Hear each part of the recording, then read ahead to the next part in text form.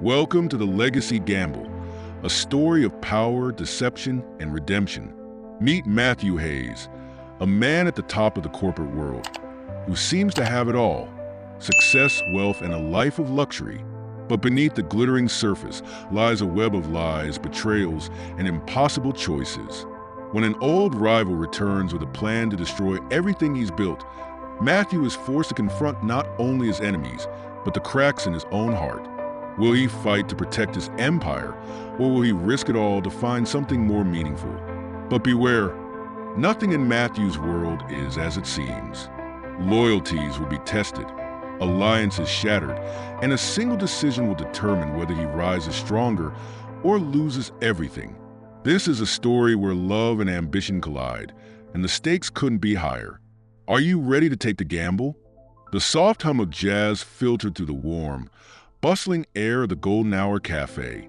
The scent of freshly brewed coffee mingled with the faint sweetness of vanilla, creating an inviting atmosphere that contrasted sharply with Matthew Hayes' restless mood. Dressed in a tailored navy blue suit, slightly rumpled from a day packed with high-stakes meetings, Matthew sat at his usual corner table by the window. The golden rays of the setting sun streamed through the glass, casting a glow on the polished wooden floors. He glanced at his watch, a sleek, silver piece that caught the light with every flick of his wrist. The hands ticked forward, but the seat across from him remained empty. David was late. Again. Matthew exhaled sharply, the sound barely audible over the quiet clinking of cups and murmured conversations around him. He tapped his fingers on the edge of the table, his frustration building. It wasn't just David's tardiness that annoyed him. It was a day, his 30th birthday, a milestone, though it felt more like a marker of time slipping by. He had everything anyone could want: wealth, success, a penthouse overlooking the Chicago skyline. But sitting here alone, Matthew couldn't ignore the gnawing emptiness that had taken root in his chest. The soft jingle of the cafe's doorbell pulled his attention to the entrance. His heart lifted briefly. Maybe David had finally shown up, but it wasn't him. A family entered, their laughter filling the air as they shuffled to a booth. Matthew leaned back in his chair, forcing himself to relax. He wouldn't let this ruin his evening. "Excuse me, sir." A warm voice interrupted his thoughts. Matthew looked up and found himself staring into a pair of kind brown eyes. The waitress stood beside his table, a coffee pot in hand, her auburn hair tied back in a loose braid. Her uniform was simple, a black apron over a white blouse, but her genuine smile set her apart from the mundane routine of the day. "Would you like a refill?" she asked, tilting her head slightly. "Sure," Matthew replied, sliding his cup closer. He noticed her name tag, Lila. She poured the coffee with practiced grace, her movements steady despite the busyness around them. "Long day?" she asked casually, her voice light but sincere.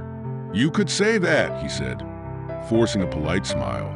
Then, almost without thinking, he added, "It's my birthday." Lila's eyes lit up with surprise. "Happy birthday. Spending it here, though? That's unique." He chuckled softly, a hint of bitterness slipping into his tone. "It wasn't the plan." He gestured toward the empty chair across from him. "I was supposed to meet someone, but I guess plans changed." "Well," she said, her smile widening, "happy birthday anyway. I hope the day surprises you in a good way before it's over." "Thanks, Lila," Matthew said, glancing at her name tag again.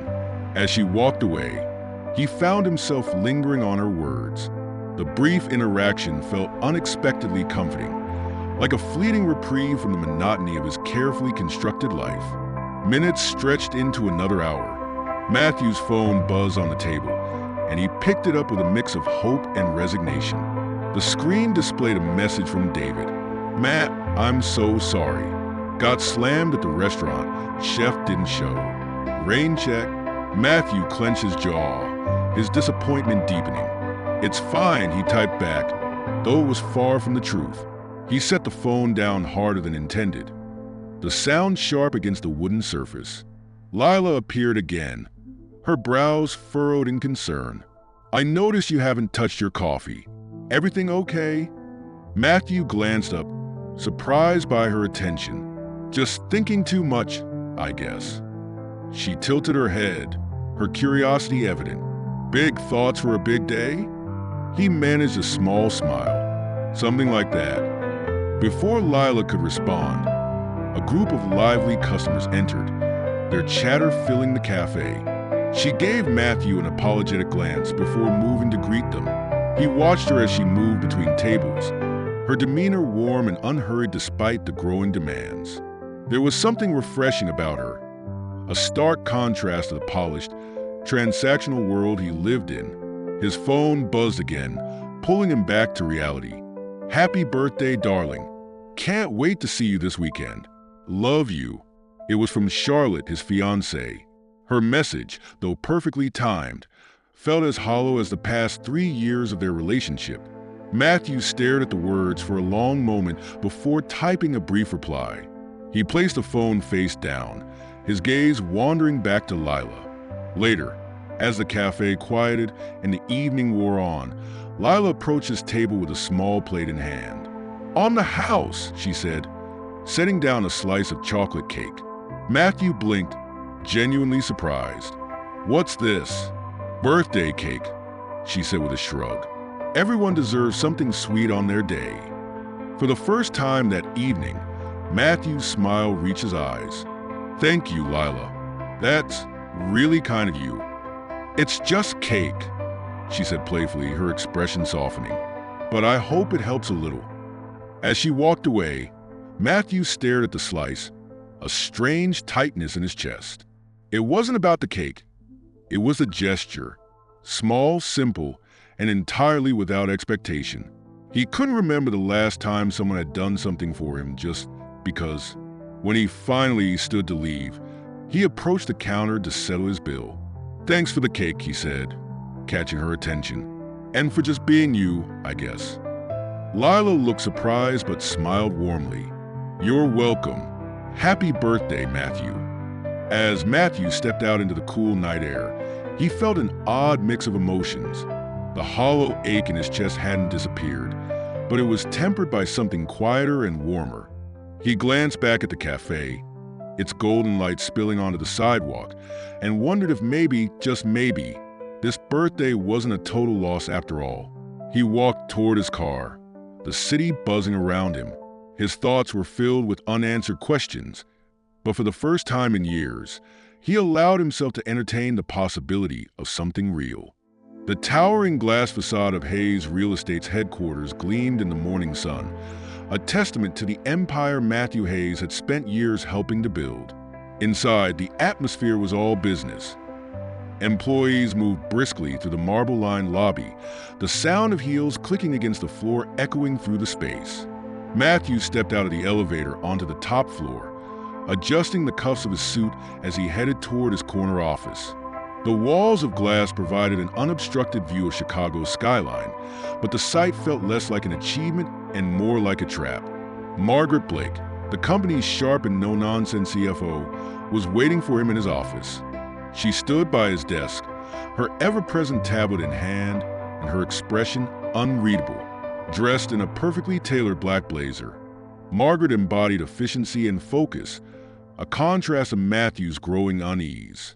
"Good morning, Margaret," Matthew greeted, setting his briefcase on the desk. "Morning," she replied, her tone clipped. "We have a situation." Matthew raised an eyebrow, slipping into his leather chair. "What kind of situation?" Margaret handed him the tablet, her lips pressing into a thin line. On the screen was an email chain between several high-profile clients and a name Matthew recognized all too well: Victor Reed. "Victor Reed," Matthew muttered, his jaw tightening as he scrolled through the messages. "What's he up to this time?" "Poaching," Margaret said, her tone sharp. "He's been reaching out to some of our top clients, spreading rumors about our financial stability. He's positioning his firm as a safer bet." Matthew leaned back in his chair, his grip tightening on the tablet. Victor Reed was the head of Reed Holdings, a rival real estate company. He was known for his aggressive tactics and willingness to bend the truth to get ahead. Do we have confirmation that this is coming from him directly? Matthew asked, his voice steady but cold. Margaret nodded. Our sources are solid. He's not being subtle about it either. The board's starting to notice, and some of our clients are asking questions. Matthew let out a slow breath, his mind racing. Let's schedule meetings with the concerned clients. We need to reassure them. Margaret tilted her head, studying him. Matthew, this isn't just a business problem. Victor's making it personal. He's coming after your reputation, and by extension, the company's. I know, Matthew said, his tone low. I'll handle it. Later that evening, Matthew sat across from Charlotte in an exclusive downtown restaurant. The dim lighting, sleek decor, and quiet buzz of conversation created the perfect backdrop for what should have been an enjoyable evening. Charlotte, as always, looked flawless in a designer dress that hugged her figure, her blonde hair styled in soft waves. But as she sipped her wine and launched into a monologue about her upcoming gala plans, Matthew's thoughts drifted. He stared at the flickering candle on the table, its light blurring as he recalled Lila's warm smile and the simplicity of their conversation the night before. Matthew, Charlotte's voice broke through his thoughts. He blinked, refocusing on her. Sorry, what were you saying? She sighed, setting her glass down. I was asking about the restructuring at your company. Is everything okay? Matthew hesitated, the weight of the day pressing against him. We're handling it, but there's tension. One of our competitors is stirring the pot. Charlotte's perfectly manicured fingers tightened around the stem of her glass. Do you think it'll affect us? The question caught him off guard. Us. You know our plans, she said, her tone light but calculated. If things get messy at work, it might be a good idea to put the engagement on pause, just until everything settles. Matthew stared at her, the words hitting him harder than he expected. Pause the engagement? Charlotte gave a small, polished laugh. Darling, don't take it the wrong way. I'm just saying we should be practical. There's no point rushing into anything when you're dealing with distractions. Distractions? That's what she called the crisis that threatened everything he'd built. Matthew set his fork down, his appetite gone. Right, practical. Charlotte didn't seem to notice his growing irritation. She launched into a story about her family's weekend plans in Napa Valley, completely missing the storm brewing behind his eyes. Back at his penthouse, Matthew poured himself a glass of scotch and sank into the leather couch. The city lights glittered through the floor-to-ceiling windows, but the view did little to calm him. Charlotte's words replayed in his mind, each one stinging more than the last. Was this what his life had become? A series of polished conversations, calculated relationships, and hollow gestures? He had everything he thought he wanted, yet sitting here alone, he couldn't shake the feeling that he'd lost something more important along the way. His phone buzzed on the coffee table, pulling him from his thoughts. It was Lila. Hope you're having a better night than yesterday. The offer for more cake still stands if you need it. Smiley face. Matthew stared at the message, a faint smile tugging at his lips. For a moment, he considered responding, but instead, he set the phone down and took another sip of his drink. The next morning, Margaret was already waiting for him when he arrived at the office. Her expression was grim, her tablet clutched tightly in her hands. We have another problem, she said as soon as he walked in. Matthew set his briefcase down. What now? Victor's spreading rumors that we're on the brink of bankruptcy, Margaret said, handing him the tablet. It's already making waves. If we don't get ahead of this, it could spiral. Matthew scanned the emails and social media posts Margaret had compiled. His jaw clenched as he read the blatant lies Victor was peddling. What do you want to do? Margaret asked, her tone cautious. Matthew stared out the window, his mind working through the possibilities. He needed to fight back, but more importantly, he needed to know who he could trust. Schedule a meeting with the board, he said finally, and let's start crafting a press release to counter these rumors. Margaret nodded but hesitated before leaving. Matthew, are you okay? He turned to her, surprised by the question. "Why do you ask?" "You've been distracted lately," she said, her tone softening. "I just want to make sure you're not spreading yourself too thin." Matthew offered a small, tight smile. "I'm fine, Margaret. Let's focus on the task at hand." As the day wore on, Matthew couldn't shake the weight of everything bearing down on him.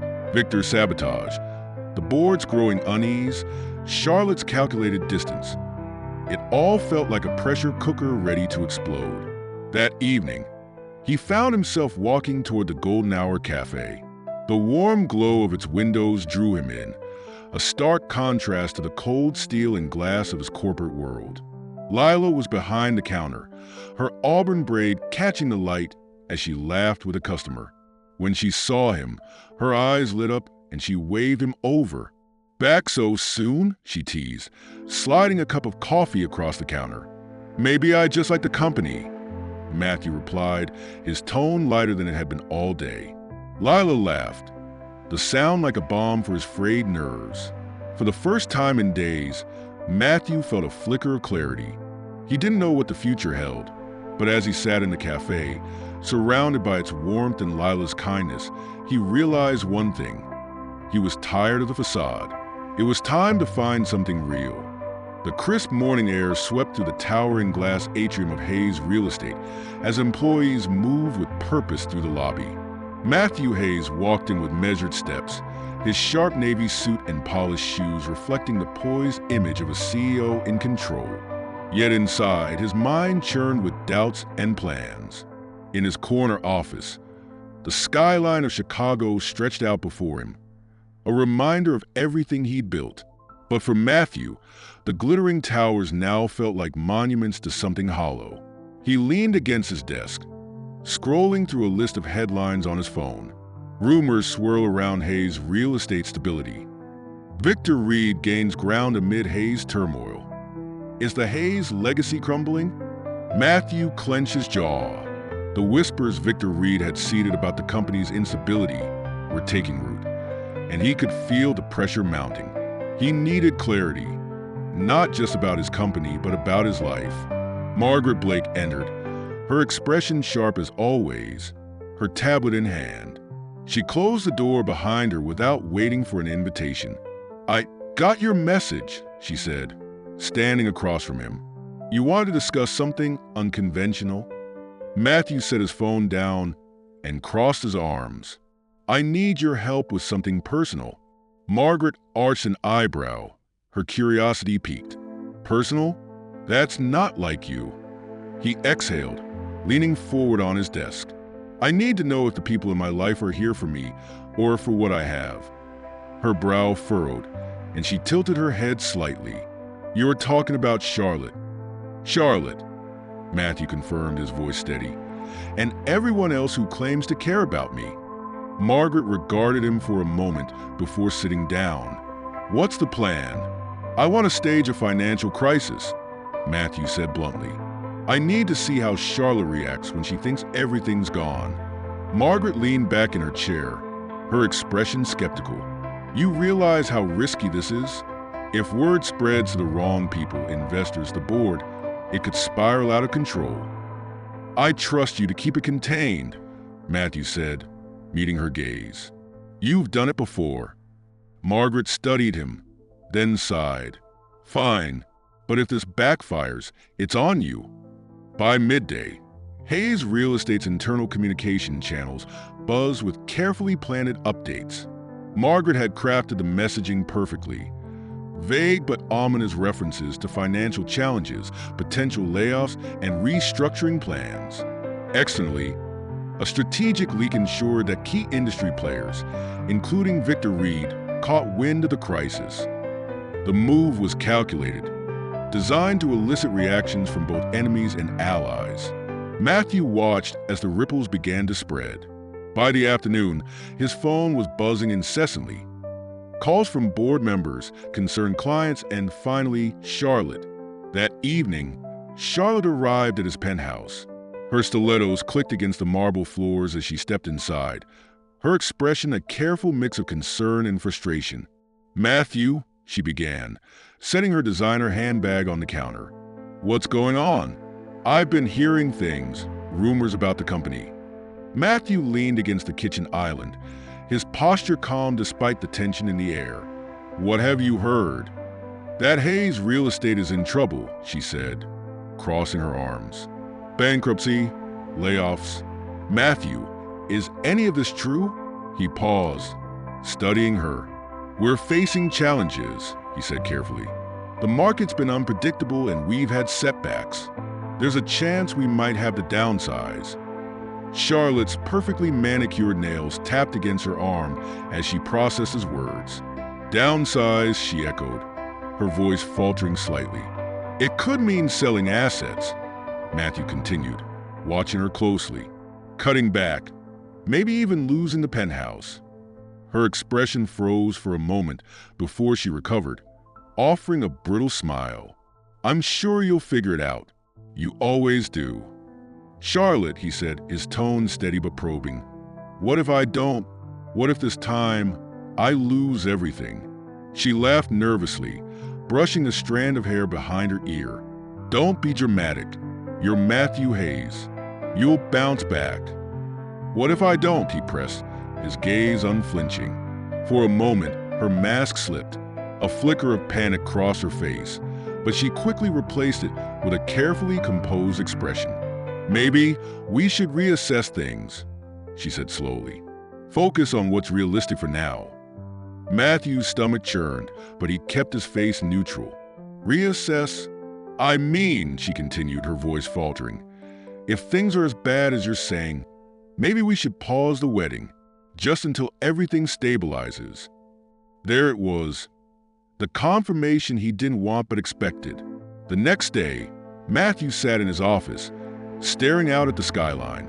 The conversation with Charlotte replayed in his mind, each word cutting deeper. He had wanted clarity, and now he had it. Margaret entered, her tablet tucked under her arm. "I take it you got your answer," she said, her tone neutral. Matthew nodded. She suggested we pause the wedding. Margaret didn't seem surprised. "And what are you going to do about it?" "I'm not sure yet," he admitted, "but I can't ignore what this says about her or me." Margaret placed a tablet on his desk. "If you're questioning her, you might as well question Victor. The buzz around his company is louder than ever. He's using your crisis as leverage to poach more clients." "What's the latest?" "We've started digging into Reed Holdings," Margaret said. "There are cracks in their foundation, financial vulnerabilities he's been hiding. If we can confirm them, it could change the narrative." Matthew nodded, his mind racing. "Keep digging. I want concrete evidence before we make a move." Later that evening, Matthew found himself at the Golden Hour Cafe. It had become a refuge, a place where the weight of his world felt lighter. Lila was behind the counter, her auburn braid catching the light as she laughed with a customer. When she saw him, her smile widened. "Matthew," she said, walking over, "you're becoming a regular." "Maybe I just like the company," he replied, his tone lighter than it had been all day. Lila chuckled, leaning on the counter. "Rough day. You could say that," Matthew admitted. "Well," she said, sliding a cup of coffee toward him, "on the house. You look like you could use it." He smiled, genuinely this time. "Thanks, Lila." As they talked, Matthew found himself sharing more than he intended. He told her about the pressure at work, the doubts about his relationships, and the feeling of being trapped in a life he wasn't sure he wanted. Lila listened intently, her brown eyes warm with understanding. "You're carrying a lot," she said softly, "but sometimes letting people in can make it easier." Matthew glanced at her, her words sinking in. For the first time in weeks, he felt a flicker of hope. That night, as he walked back to his car, Matthew's mind was clearer than it had been in days. He didn't know what the future held, but he knew one thing. He was done living behind a facade. It was time to face the truth about his company, his relationships, and himself. The next morning, Matthew Hayes awoke to the faint hum of Chicago's skyline, the city buzzing with life beneath his penthouse windows. His usual routine felt heavier than usual. Coffee tasted bitter, and the news headlines scrolling across his phone didn't help. Hayes' real estate rumored to restructure amid financial instability. Victor Reed strengthens position as Hayes stumbles. With every headline, Matthew felt the pressure building. It wasn't just his company on the line. It was his legacy. The sharp ding of his phone broke his focus. A text from Margaret lit up the screen. Updates on Victor and the board. 9 a.m. in your office. Matthew sighed, running a hand through his hair. He had no choice but to push forward. By the time Margaret walked into his office, tablet in hand, the tension was already thick. "We're seeing more fallout," she began, taking a seat. "Two mid-level clients have shifted to Reed Holdings. It's not critical yet, but if we lose a top-tier client, it could be catastrophic." Matthew leaned forward, his elbows resting on his desk. "What about the board?" Margaret's expression darkened.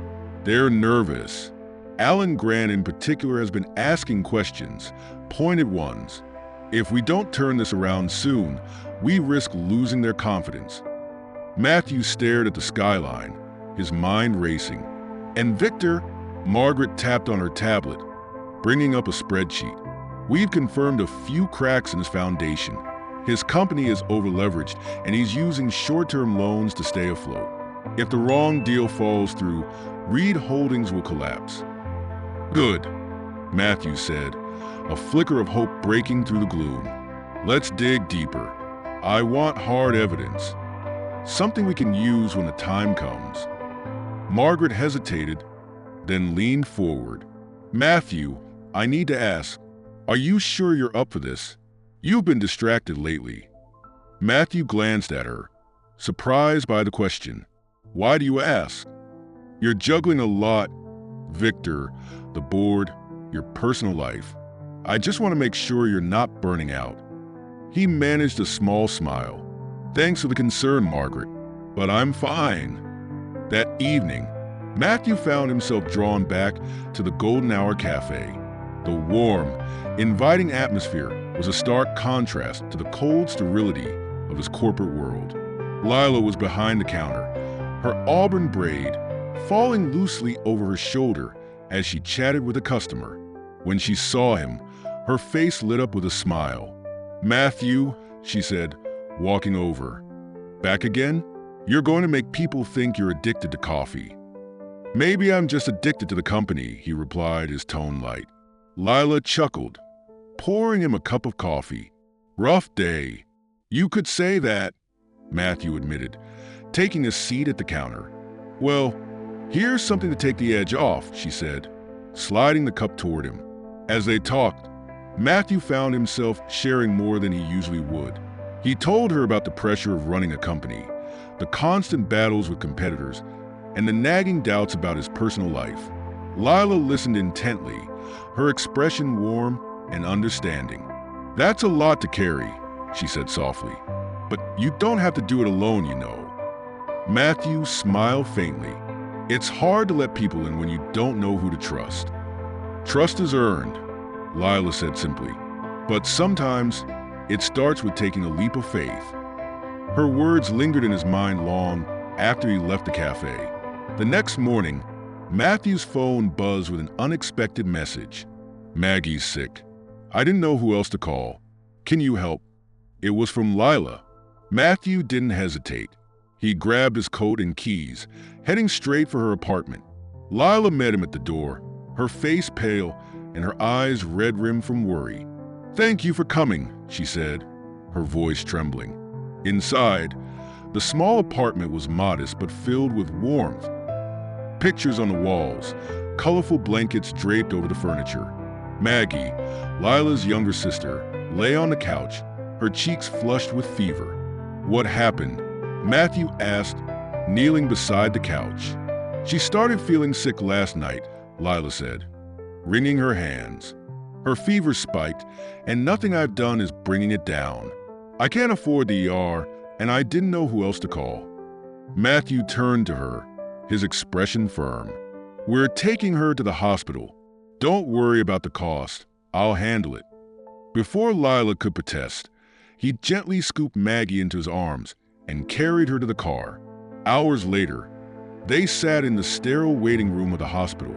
The hum of fluorescent lights and the murmur of distant conversations filled the air. Lila paced back and forth, her arms crossed tightly over her chest. "I should have caught this sooner," she said, her voice cracking. "I should have." "Lila," Matthew interrupted, stepping in front of her. "You did everything you could. You got her here. That's what matters." Her eyes filled with tears as she looked at him. "I don't know what I would have done without you." "You don't have to do it alone," Matthew said gently. "Not anymore." The doctor finally approached, clipboard in hand. "Maggie's stable," he said with a reassuring smile. "She had a bad infection, but we've started her on antibiotics. She'll need rest, but she should make a full recovery." Lila exhaled shakily, tears streaming down her face. Thank you so much." As they left the hospital, Lila glanced at Matthew. "You didn't have to do all this." "I wanted to," he said simply. Later that night, back at Lila's apartment, the atmosphere was quieter. Maggie was asleep in her room, and Lila sat on the couch with a blanket wrapped around her shoulders. Matthew handed her a cup of tea. "You should get some rest." She shook her head. "I'm too wired to sleep, but you've done more than enough. You don't have to stay." "I'm not going anywhere," Matthew said, sitting beside her. They sat in silence for a while, the weight of the day finally lifting. "Thank you," Lila said softly, glancing at him. "For everything. I don't know how I'll ever repay you." "You don't have to," Matthew replied. "That's what people do for the ones they care about." Her cheeks flushed, and she looked away, a small smile tugging at her lips. For the first time in weeks, Matthew felt like he was exactly where he needed to be. The next morning, as Matthew returned to his office, he felt a renewed sense of purpose. Margaret greeted him with updates, but he was already planning his next move. Victor Reed was still out there, spreading lies and trying to sabotage everything Matthew had built. But now, Matthew had something Victor could never take away, a reminder of what truly mattered. And he wasn't about to let it slip away. The air in Hayes Real Estate's boardroom felt heavier than usual, its sleek glass walls reflecting the unease rippling through the company's upper echelon. Matthew Hayes sat at the head of the long, polished table, surrounded by board members who exchanged nervous glances and murmurs. Margaret Blake stood near the screen, her tablet in hand, ready to present the latest developments. The room stilled as Matthew tapped his pen against the table, commanding attention. "Let's get to it," he said, his tone firm but calm. Margaret stepped forward, her sharp eyes scanning the room. "The situation with Victor Reed has escalated," she began. "He's moved from planting rumors to aggressively courting our top clients. His strategy is working. 3 mid-tier clients have already jumped ship. If he lands one of the larger accounts, we're looking at a significant impact on revenue." Alan Grant, a senior board member, leaned forward, his expression tense. "What's our plan to counter this?" Margaret clicked on the remote, displaying a presentation on the screen. "We've been digging into Reed Holdings, and we've found evidence of financial instability. Victor's entire operation is being propped up by short-term loans. If even one of his big deals falls through, his company will collapse." The boardroom buzzed with murmurs. Matthew raised a hand, silencing the noise. "How solid is this evidence?" Margaret nodded. "We're still verifying some details, but what we have is strong. If we make this public, it could shift the narrative in our favor."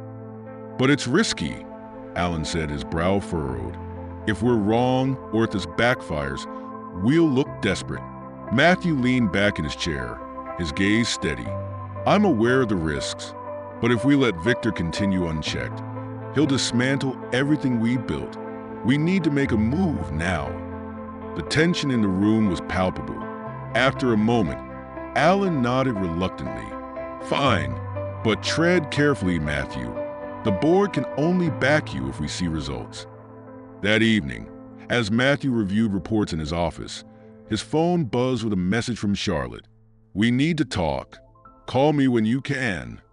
Matthew stared at the screen, his jaw tightening.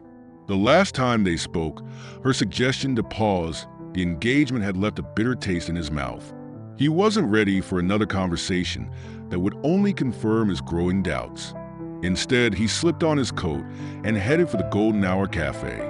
The cafe was quieter than usual, its warm glow a welcome contrast to the cold tension of the day. Lila was behind the counter, her auburn braid falling over her shoulder as she stacked freshly baked muffins on a display tray.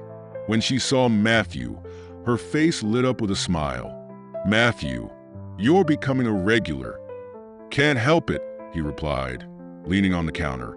"This place is starting to feel like home." Lila laughed softly, sliding him his usual coffee. "Rough day." "You could say that," Matthew admitted. Taking a sip, Lila tilted her head, studying him. "You look like you're carrying the weight of the world." Matthew hesitated, then sighed. "Sometimes it feels that way. Work is complicated." She nodded, her expression understanding. "Sometimes complicated is just another word for not worth it." Matthew looked at her, her words hitting closer to home than she realized. "Have you ever thought about walking away?" she asked. "From what?" "Everything," Lila said, gesturing vaguely. "The stress, the noise, the expectations. Just finding something simpler." Matthew stared at his coffee, her question echoing in his mind. "Sometimes, but walking away isn't that easy." "No," Lila said softly, "but sometimes it's necessary." The next morning, Margaret stormed into Matthew's office, her expression grim. "We have a problem," she said, dropping a folder onto his desk. Matthew opened it, his stomach sinking as he scanned the contents. Victor Reed had escalated his campaign, leaking private emails between Matthew and Margaret that painted their actions as manipulative and unethical. The media had already picked up the story, with headlines questioning Hayes' real estate's integrity. "This was deliberate," Margaret said, pacing. "He's trying to make us look like the villains while positioning himself as the hero." Matthew set the folder down, his jaw tightening. "And it's working." Margaret stopped, her gaze steady. "We need to hit back harder. The evidence we have on Reed Holdings, if we go public with it now, we can flip the narrative." "But if we're wrong," Matthew began. "We're not wrong," Margaret said firmly. "This is our best shot." Matthew exhaled, his mind racing. He had always prided himself on being measured and deliberate, but Victor's relentless attacks had left him with no choice. "Do it," he said finally, "but make sure everything is airtight before it goes public." Margaret nodded and left the office, her heels clicking against the polished floor. That evening, Charlotte showed up at Matthew's penthouse. She stepped inside, her expression a mix of worry and frustration. "Matthew," she began, setting her handbag on the counter. "I've been hearing things. The rumors, the emails. What's going on?" Matthew crossed his arms, his gaze steady. "What do you think is going on?" Charlotte hesitated, her carefully composed facade faltering. "People are talking. They're saying Hayes' real estate is on the brink of collapse. And now, with these leaked emails. And what does that mean for you?" Matthew asked, his tone sharp. Charlotte blinked, caught off guard. "What do you mean?" "I mean," Matthew said, stepping closer, "how does this affect you? Your image? Your plans?" Charlotte's expression hardened. "That's not fair. I've stood by you through all of this." "Have you?" Matthew asked, his voice low but cutting. "Because it feels like the only thing you're worried about is how this affects your reputation." Her silence was damning. "Charlotte," Matthew continued, his tone softer now, "I need to know if you're with me for who I am or for what I have." Tears welled in her eyes, but she said nothing. "That's what I thought," Matthew said quietly. Charlotte wiped her eyes, her voice trembling. "I love you, Matthew. I always have." "But that's not enough," he said, his voice steady. "Not anymore." The next day, Margaret walked into Matthew's office with a triumphant smile. "It's done," she said, handing him a folder. Matthew opened it, scanning the contents. The evidence against Victor Reed was damning. Falsified financial reports, hidden debts, and unethical practices that painted a clear picture of instability. "When does it go public?" he asked. "Within the hour," Margaret said. "By tomorrow, the narrative will shift in our favor." Matthew nodded, a sense of relief washing over him. For the first time in weeks, he felt like he had the upper hand. That night, Matthew returned to the Golden Hour Cafe. The warmth of the space, the smell of coffee and baked goods, and Lila's bright smile were exactly what he needed. "You look lighter," Lila said as he sat at the counter. "Maybe I am," Matthew replied, his smile genuine. They talked for hours, their conversation flowing effortlessly. For the first time in weeks, Matthew felt at peace. As he left the cafe, the cool night air wrapped around him. He knew the battle with Victor wasn't over, but for the first time, he felt ready to face whatever came next. And for the first time, he felt like he wasn't alone. The late afternoon sun bathed the skyline of Chicago in hues of orange and gold as Matthew Hayes stepped into Hayes Real Estate's executive boardroom. The tension in the room was palpable, with the board members seated in a semicircle, their eyes fixed on him. Margaret Blake stood to the side, her usual calm demeanor masking the storm that was about to unfold. "Let's get to it," Matthew said, his voice steady as he took his seat at the head of the table. Margaret tapped on her tablet, projecting a series of slides onto the screen behind her. As of this morning, the evidence against Reed Holdings has gone public. Major financial publications are picking up the story, and Victor Reed's reputation is already taking a hit. The slides displayed headlines from respected outlets. Victor Reed's House of Cards, a deep dive into Reed Holdings' financial instability.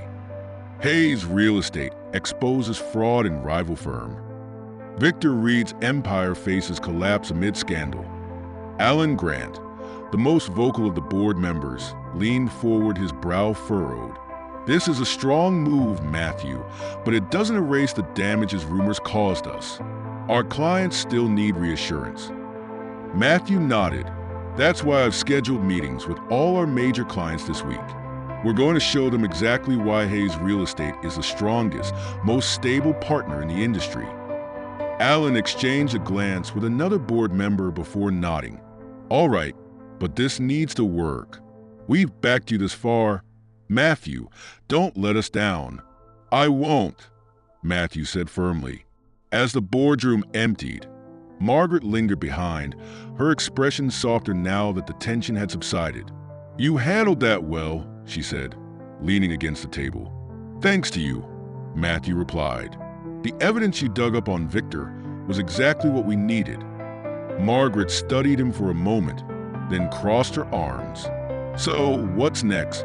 The company might survive this. But what about you? Are you finally going to deal with the rest of it?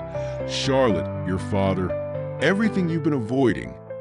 Matthew sighed, running a hand through his hair. "I've already started. Charlotte and I, it's over." Margaret's eyebrows rose slightly. "Good. It's about time." He shot her a look, but there was no malice behind it. "It wasn't easy. Nothing worth doing ever is," she said, before heading for the door. "Keep me updated on those client meetings. We're not out of the woods yet." That evening, Matthew returned to his penthouse, the silence of the space pressing down on him. He poured himself a glass of scotch and stared out at the city lights. The release of the evidence against Victor had been a win, but the weight of everything else, the fractured relationships, the lingering doubts, still hung heavy on him. His phone buzzed on the counter, breaking the quiet.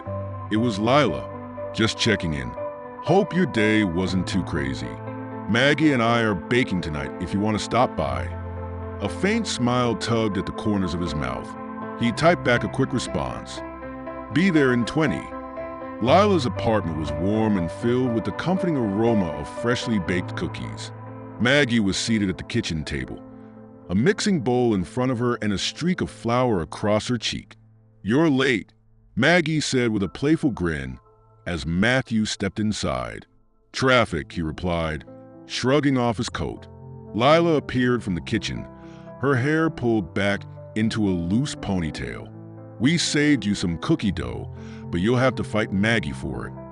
"I'm tougher than I look," Matthew said, smirking as he took a seat at the table. The evening passed in a blur of laughter, flour-dusted counters, and stories shared over warm cookies and milk. For the first time in weeks, Matthew felt the weight of his responsibilities lift, replaced by the simple joy of being in the moment. After Maggie went to bed, Lila and Matthew sat on the couch, the glow of the city lights filtering through the windows. "You seem lighter," Lila said, tucking her legs beneath her. "Maybe I am," Matthew replied, his voice quiet. "The company's in a better place now. We expose Victor for what he is, and the board's backing me for now." Lila nodded, but her expression was pensive. "And what about the rest of it? The stuff you don't talk about?" Matthew hesitated, then sighed. "Charlotte and I, it's over. It's been over for a while, but I finally made it official." Lila tilted her head, her eyes soft with understanding. "I'm sorry. Even when it's the right thing, it still hurts." "It does," he admitted, "but it also feels like relief. Like I'm finally free to figure out what I really want." "And what do you want?" Lila asked, her voice barely above a whisper. Matthew looked at her, the question hanging in the air. "Something real," he said finally. "Something that doesn't come with conditions or expectations." Lila's cheeks flushed, but she didn't look away.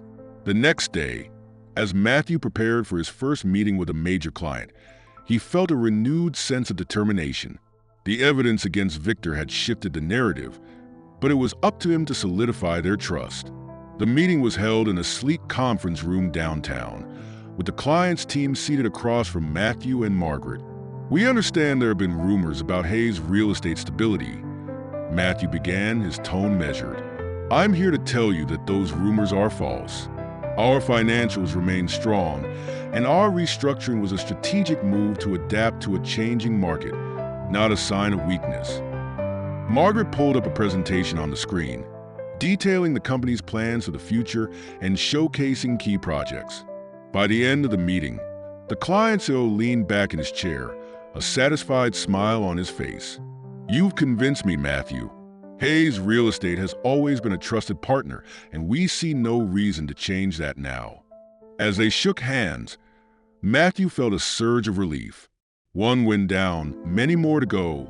That evening, as Matthew walked into the Golden Hour Cafe, he was greeted by the familiar warmth of the space and the sound of Lila's laughter. "You're early," she said as he approached the counter. "Couldn't stay away," Matthew replied, his tone light. They talked for hours, the world outside fading into the background. For the first time, Matthew felt like he was exactly where he needed to be, not in a boardroom or a penthouse, but here in this small cafe with someone who saw him for who he truly was. As he left that night, his phone buzzed with a message from Margaret. "Victor's legal team just reached out. Looks like he's trying to negotiate. Call me." Matthew smirked, sliding the phone back into his pocket. Victor might not be done yet, but Matthew was ready for whatever came next. And this time, he wasn't facing it alone. The cold Chicago wind howled as Matthew Hayes stood on the rooftop terrace of Hayes Real Estate's headquarters, the city skyline stretching before him. He had come up here for a moment of clarity, a brief escape from the chaos that had engulfed his life over the past few weeks. Victor Reed's empire was crumbling, the result of the evidence Matthew had made public. Hayes Real Estate was regaining its footing, with clients reaffirming their loyalty. Yet the victory felt hollow. Success in the boardroom wasn't enough to fill the emptiness that lingered in his personal life. His phone buzzed in his pocket. It was a message from Margaret. Victor's team proposed a settlement. They're conceding ground. Need your decision before the board meeting. Matthew sighed.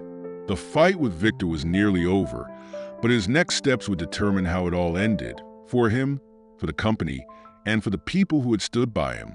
In the boardroom, the mood was tense but hopeful. Margaret stood near the head of the table, her tablet ready as the board members filtered in. Matthew entered last, his gaze steady as he addressed the group. Victor Reed has approached us with a settlement offer. His company will withdraw from the market for the next 2 years in exchange for us ceasing any additional public action against him. Murmurs rippled through the room. Alan Grant leaned forward, his brow furrowed. "And what's your recommendation, Matthew?" "We accept," Matthew said. "Reed Holdings is already in freefall. Dragging this out further won't benefit us. We've regained our clients' trust, and it's time to focus on rebuilding." The board members exchanged glances, then nodded in agreement. "Let's move forward," Alan said. Margaret gave Matthew a small nod of approval. The battle with Victor was over, and Hayes Real Estate had emerged stronger. Later that evening, Matthew sat in his office, the glow of the city lights reflecting off the floor-to-ceiling windows. He leaned back in his chair, staring at the skyline. The company was secure, but the question that had haunted him for weeks remained. What now? A knock at the door pulled him from his thoughts. Margaret entered, her expression softer than usual. "You did it," she said, setting a folder on his desk. "With your help," Matthew replied. Margaret hesitated, then crossed her arms. "So, what's next? Are you going to keep running yourself into the ground? Or are you finally going to figure out what makes you happy?" Matthew chuckled softly. "I didn't realize I hired you as my life coach." "You didn't," Margaret said, smirking. "But I'm stepping into the role anyway." Her words lingered after she left. What made him happy? The answer wasn't in the gleaming towers of his empire. It was in the small moments of genuine connection he had found with Lila. The next morning, Matthew arrived at the Golden Hour Cafe just as it opened. The warm smell of coffee and fresh pastries greeted him, a welcome contrast to the cold wind outside. Lila was behind the counter, her auburn braid falling loosely over her shoulder as she organized trays of muffins. She looked up and smiled when she saw him. "You're up early." "Big day," Matthew replied, leaning on the counter. "Thought I'd start here." "Well, in that case," Lila said, sliding him a steaming cup of coffee. "First one's on the house." Matthew chuckled. "I feel like I owe you more than just my coffee tab at this point." Lila tilted her head, curiosity flickering in her eyes. "What do you mean?" Matthew hesitated, then took a deep breath. "You've been a constant in the middle of everything. I'm not sure where I'd be without you." Lila's cheeks flushed, but she smiled. "You don't owe me anything, Matthew. I'm just glad I could help." Later that afternoon, Matthew sat in a sleek conference room downtown, meeting with a team of investors. The deal he was negotiating would solidify Hayes Real Estate's recovery, ensuring the company's long-term stability. But as the conversation moved forward, Matthew felt a strange sense of detachment. The numbers, the projections, the polished words, they no longer carried the same weight. For years, he had chased these moments, believing they defined his worth. Now, he wasn't so sure. The meeting concluded successfully, with firm handshakes and promises of future collaborations. But as Matthew stepped out into the crisp air, his mind wasn't on the deal. It was on Lila. That evening, Matthew returned to the cafe. The lights inside were dim, and the sign on the door read close, but he could see Lila moving around inside. He knocked gently, and she looked up, surprised but smiling as she unlocked the door. "Matthew," she said, stepping aside to let him in. "What are you doing here so late?" "I needed to see you," he said simply. Lila's smile faltered slightly, her curiosity evident. "Is everything okay?" Matthew took a deep breath, his heart pounding. "For the first time in a long time. Yes, but I need to tell you something." Lila nodded, her eyes locked on his. "You've been my anchor through all of this," Matthew began. "The company, Victor, Charlotte, it's been chaos. But every time I walk into this cafe, it's like the world slows down. You've shown me what it means to be real, to be grounded." Matthew, Lila started, her voice soft. He stepped closer, taking her hand. I'm done living for other people's expectations. I don't know what the future holds, but I know I want you to be a part of it. Tears welled in Lila's eyes, and she smiled through them. I don't know what to say. Say you'll let me be a part of your world, Matthew said, his voice steady. Lila nodded, her cheeks wet with tears. I'd like that. The next few weeks were a whirlwind of change. Hayes Real Estate stabilized under Matthew's leadership, with Margaret stepping into a more prominent role as COO. Matthew announced plans to step back from day-to-day operations, focusing instead on a new venture, a foundation to support small businesses inspired by Lila's dreams. At the grand opening of Lila's Bakery, the room buzzed with excitement. Friends, family, and neighbors gathered to celebrate the transformation of a modest downtown space into a warm, inviting haven filled with the scent of fresh pastries. Maggie darted through the crowd, handing out cookies with an infectious smile. Matthew stood near the counter, watching Lila interact with her customers. She looked radiant, her face glowing with happiness. You've created something amazing, Matthew said when she joined him. I couldn't have done it without you, Lila replied, her voice full of gratitude. You would have found a way, Matthew said, smiling. You always do. Lila looked at him, her eyes shining with emotion. Thank you, Matthew, for everything. Matthew reached for her hand, intertwining their fingers. I want to ask you something, he said, his voice steady. What is it? Lila asked, her curiosity piqued.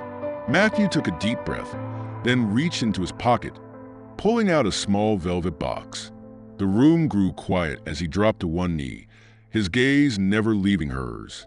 Lila, heart, he began, his voice strong despite the emotion threatening to break through. You've shown me what it means to truly live, to love without expectation, and to find joy in the simplest moments. I don't want to spend another day without you by my side. Will you marry me? Tears streamed down Lila's face as she nodded, her voice breaking. Yes, 1,000 times yes. The room erupted in cheers and applause as Matthew slipped the ring onto her finger and stood, pulling her into a kiss that spoke the words he couldn't say. For the first time in his life, Matthew felt whole. The battles he had fought against Victor, against his own doubts, had led him here to this moment with the person who made it all worth it. As they held each other, the bakery buzzing with celebration around them, Matthew knew this was just the beginning. Together, he and Lila would build a life filled with love, resilience, and the kind of happiness that no storm could take away. The smell of freshly baked bread wafted through Lila Hart's new bakery, Lila's Hearth, a cozy space filled with soft lighting, colorful pastries, and the hum of laughter and conversation. Customers lingered at tables, sipping coffee and savoring treats, while Maggie darted between them with a tray of cookies, her energy and charm drawing smiles from everyone she encountered. Matthew Hayes stood by the counter, watching Lila move effortlessly behind the register. She greeted every customer with the same warmth that had first drawn him to her. The bakery was thriving, and Lila was the heart of it all. You're staring again, Lila teased as she approached him, handing him a steaming cup of coffee. Can you blame me? Matthew replied, grinning. Lila shook her head, her cheeks flushing. Keep that up, and I might start charging you for your coffee again. I'd pay double, Matthew said, sipping the brew. Despite the light-hearted banter, a shadow lingered over Matthew. Victor Reed, though seemingly defeated, was still a presence in his mind. The settlement had quieted the immediate threat, but the battle had taken a toll. Even now, whispers about Hayes Real Estate's vulnerability persisted, and Matthew knew his work wasn't done. The tension reached a boiling point that afternoon when Matthew received a call from Margaret. We've got a situation, Margaret said, her voice tense. Matthew leaned against the wall of the bakery, his free hand gripping his coffee cup. What now? Victor's back in the game. He's been meeting with a few of our former clients, and there's chatter about him launching a new venture. Something small but aggressive.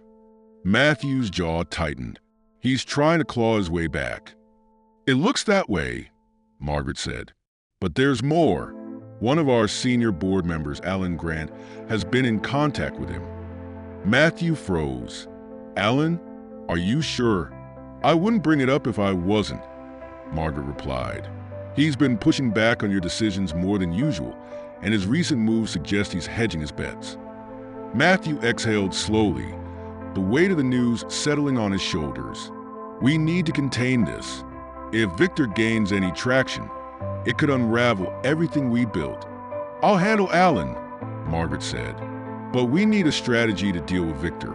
He's playing dirty, and if we don't respond, he'll find a way to exploit any weakness."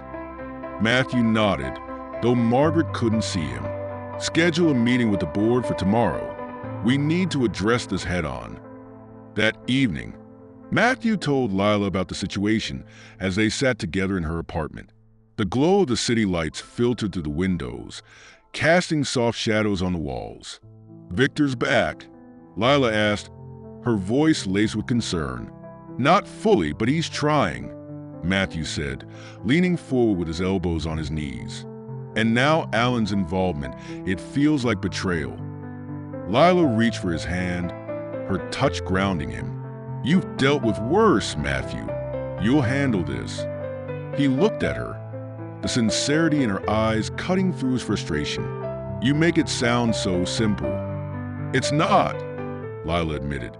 "But you've faced Victor before, and you've come out stronger. You're not the same person you were when this started. You've grown."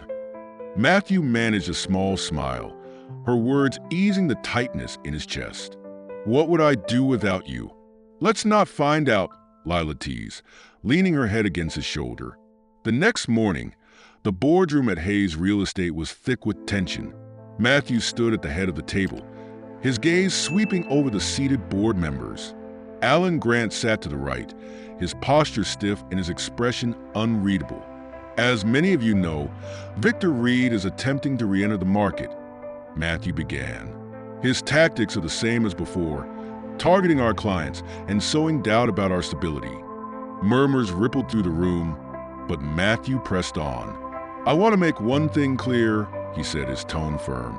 "Hayes Real Estate is stronger than ever.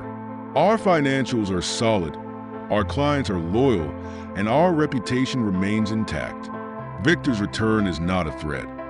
It's a desperate attempt to salvage what's left of his legacy." Alan Grant cleared his throat, drawing the room's attention. "With all due respect, Matthew, I think we should consider the possibility that Victor might succeed. His tactics are effective, and ignoring him could be dangerous." Matthew's jaw tightened, but he kept his tone even. "Ignoring him isn't the plan, Alan. We're preparing a strategy to counter his moves, but we won't stoop to his level. Hayes Real Estate has always operated with integrity, and that's not going to change." Alan held Matthew's gaze for a moment before nodding reluctantly. Later that day, Margaret pulled Matthew aside. "Alan's playing both sides," she said bluntly. "I spoke to a few contacts, and it's clear he's keeping Victor informed." Matthew's expression darkened. "If he's working against us, he needs to go." "I agree," Margaret said, "but we need proof before we can act. Let me handle it." That evening, Matthew returned to the bakery, seeking solace in the warm, inviting space. Lila was closing up, wiping down the counters as the last customer left. "Rough day?" she asked as Matthew walked in. "Understatement," he replied, leaning against the counter. Lila set the rag aside and walked around to stand beside him. "You know, I've always believed that storms pass quicker when you don't face them alone." Matthew smiled faintly, her words a balm for his frayed nerves. "What would I do without you?" "Probably drink too much coffee at some overpriced cafe," Lila teased. They both laughed, the sound cutting through the tension that had followed Matthew all day. The next morning, Margaret presented her findings. Alan Grant had indeed been in contact with Victor, sharing sensitive information in exchange for promises of a lucrative position in Victor's new venture. With the evidence in hand, Matthew called an emergency board meeting. Alan's betrayal was laid bare, and the board voted unanimously to remove him. As Alan left the room, his expression a mix of anger and humiliation, Matthew felt a surge of determination. Victor's attempt to undermine Hayes' real estate had been thwarted, but Matthew knew the fight wasn't over. That night, as Matthew stood on the balcony of his penthouse, he felt a mix of relief and exhaustion. The city lights stretched out before him, a reminder of everything he had fought for. His phone buzzed with a message from Lila. "Maggie says you owe her a cookie for skipping dinner tonight. Come over tomorrow." Matthew smiled, the tension in his chest easing. For the first time in days, he allowed himself to relax. Tomorrow would bring new challenges, but tonight, he was grateful. For Lila, for Maggie, and for the life he was finally starting to build outside of the boardroom. As the wind swept across the balcony, Matthew knew one thing for certain. He wasn't fighting this battle alone anymore. The chill of late autumn settled over Chicago as the city hummed with its usual energy.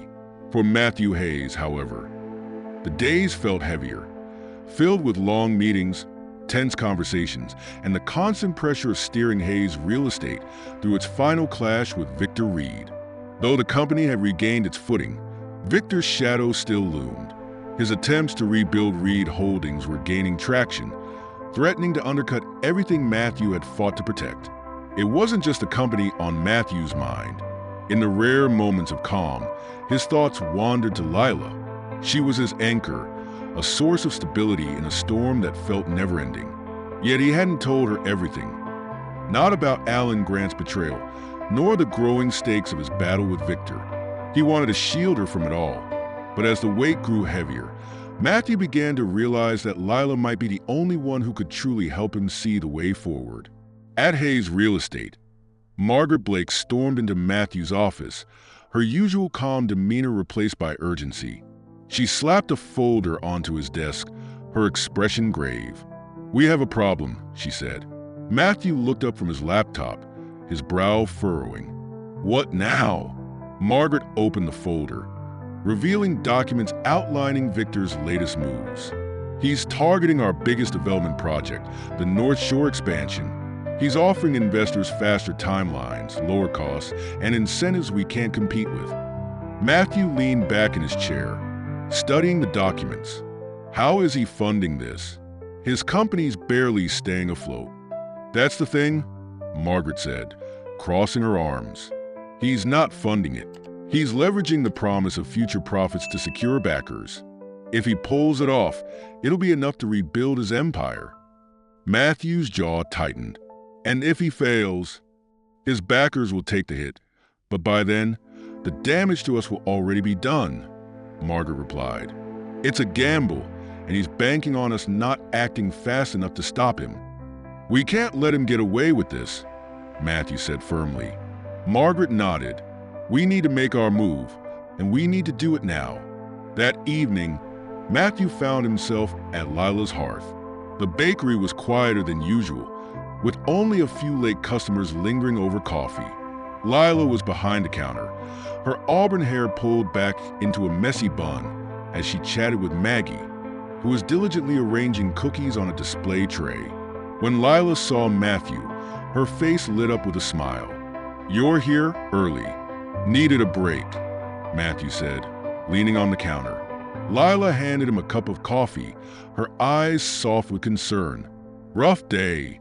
"You could say that," Matthew admitted, taking a sip.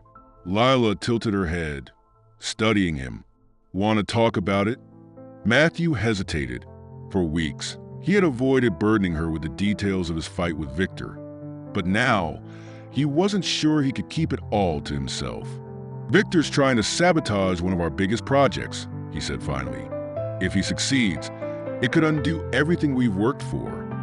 Lila frowned, her hands resting on the counter. "How are you planning to stop him?" "I don't know yet," Matthew admitted. "He's playing dirty, and every move we make feels like we're 2 steps behind." Lila reached across the counter, placing a hand over his. "You're not fighting this alone, Matthew. You have Margaret, your team, and you have me." Matthew looked at her, the sincerity in her eyes cutting through his frustration. "You always know exactly what to say, don't you?" "Not always," Lila said, smiling softly. "But I know you. You'll figure this out. You always do." The next day, Matthew and Margaret convened an emergency meeting with their senior team to devise a counter-strategy. "We need to undercut Victor's promises," Margaret said, addressing the group. "If he's offering faster timelines, we need to prove they're unrealistic. If he's promising lower costs, we need to show the risks involved." One of the project managers, Claire, raised a hand. "We could focus on transparency, highlight the proven track record of our developments, and emphasize the long-term value we provide." Matthew nodded. "Good. Let's prepare a campaign that showcases the real numbers, timelines, costs, and outcomes. If Victor wants to play games, we'll counter with the truth." Margaret glanced at him, a faint smile tugging at her lips. "Sounds like a plan." That evening, as the team worked late into the night, Matthew received an unexpected message from Victor Reed. "Meet me tomorrow, 7 p.m., my office." Matthew stared at the screen, his instincts telling him it was a trap. But he also knew Victor wouldn't reach out unless he had something to gain or something to lose. When he told Margaret about the message, her reaction was immediate. "You can't trust him. He's desperate, and desperate men are dangerous." "I know," Matthew said. "But if he wants to talk, it means he's worried. And that gives us an advantage." The following evening, Matthew arrived at Victor's office, a sleek but modest space compared to Hayes Real Estate's towering headquarters. Victor was waiting for him in a conference room, his sharp suit and confident smirk failing to hide the tension in his posture. "Matthew," Victor said, gesturing to a chair across from him. "Thanks for coming." "I don't have much time," Matthew said, sitting down. "What do you want?" Victor leaned back, steepling his fingers. "Let's cut to the chase. You've won this round, but we both know this fight isn't over. We're two sides of the same coin, and this back and forth isn't good for either of us." Matthew raised an eyebrow. "So, what's your pitch?" "A partnership," Victor said, leaning forward. "Combine our resources, split the profits. Together, we could dominate the market." Matthew stared at him, incredulous. "You think I'd trust you after everything you've done?" Victor smirked. "Trust is overrated. This is business, Matthew. Nothing personal." Matthew shook his head, standing. "That's your problem, Victor.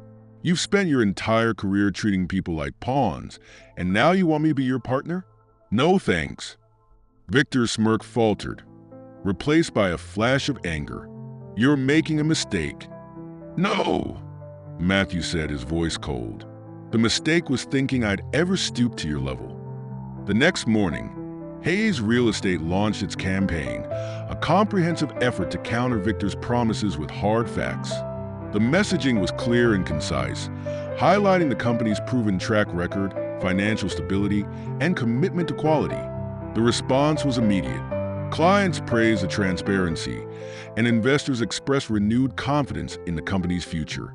Victor's gambit began to unravel as backers pulled out, unwilling to risk their money on a foundation built on empty promises. That evening, Matthew returned to Lila's hearth. The bakery was bustling, the air filled with laughter and the scent of fresh pastries. Lila greeted him with a warm smile, handing him a cup of coffee before he even had to ask. "You look lighter," she said, leaning on the counter. "Because I am," Matthew replied. They spent the evening talking, the conversation flowing effortlessly. For the first time in weeks, Matthew felt at peace. As he left the bakery, the city lights shimmering around him, he knew the fight with Victor wasn't fully over. But for the first time, he felt ready for whatever came next. Because now, he wasn't just fighting for Hayes Real Estate.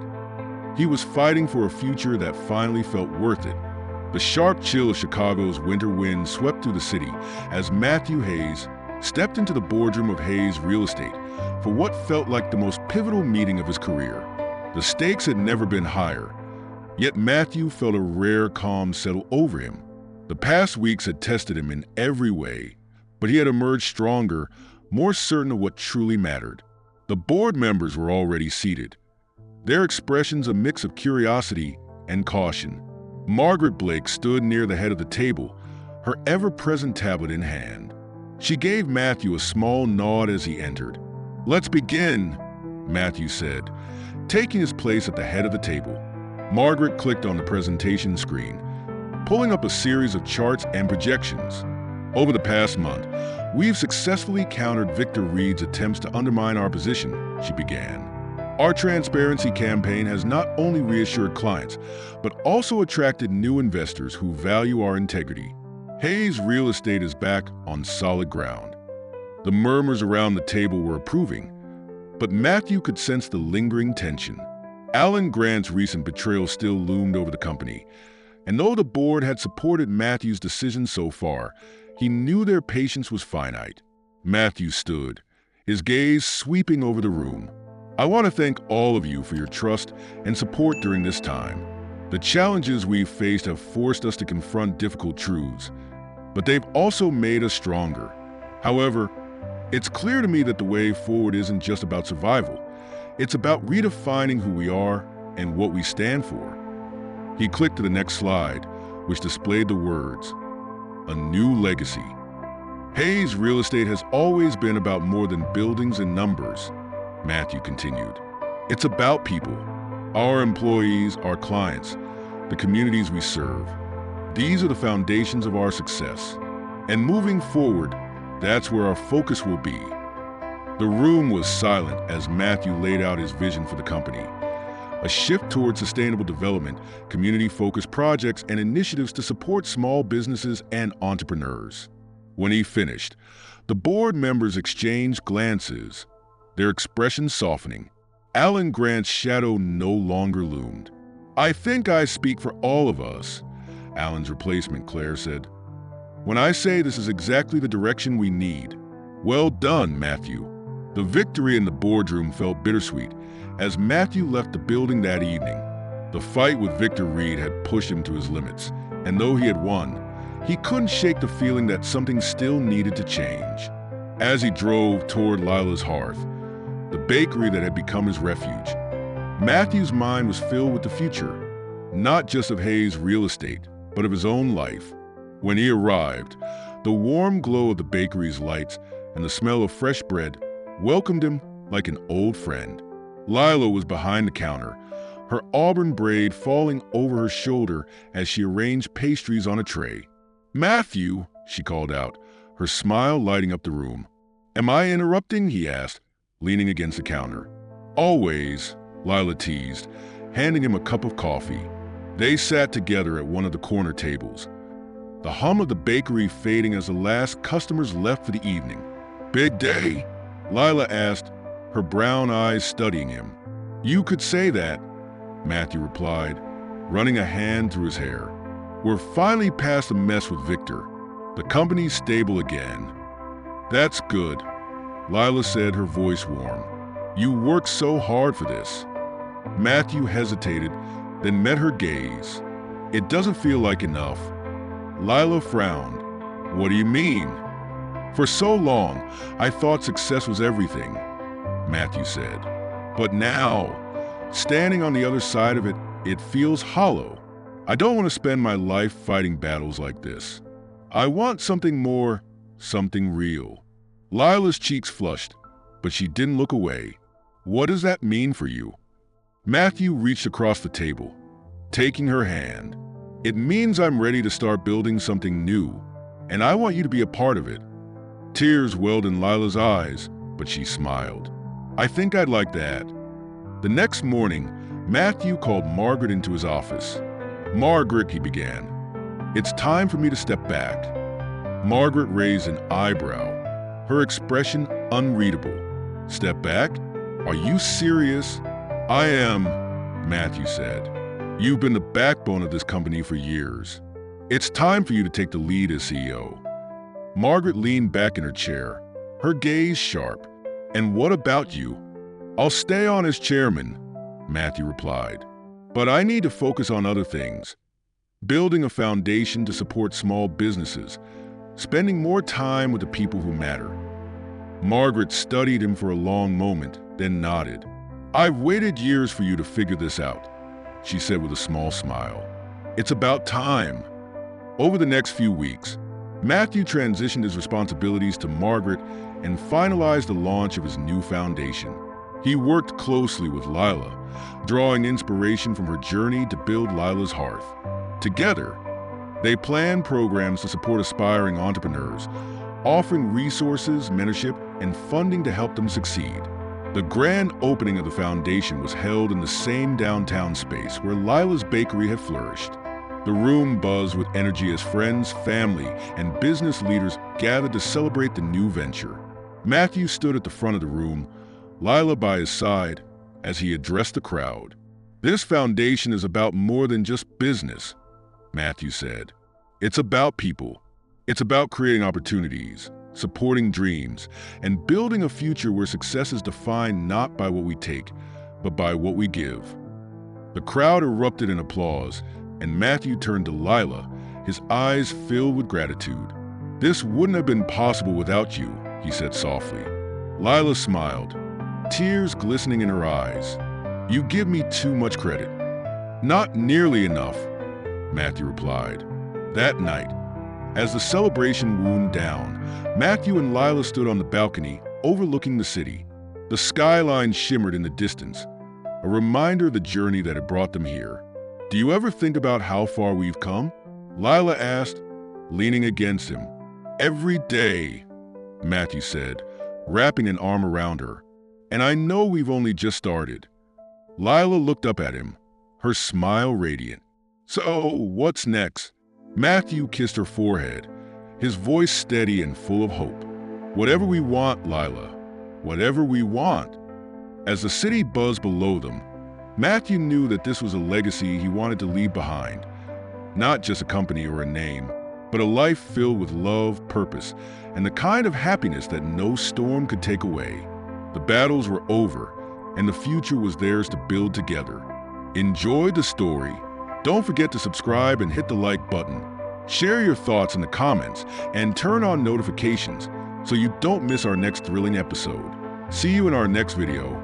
Take care.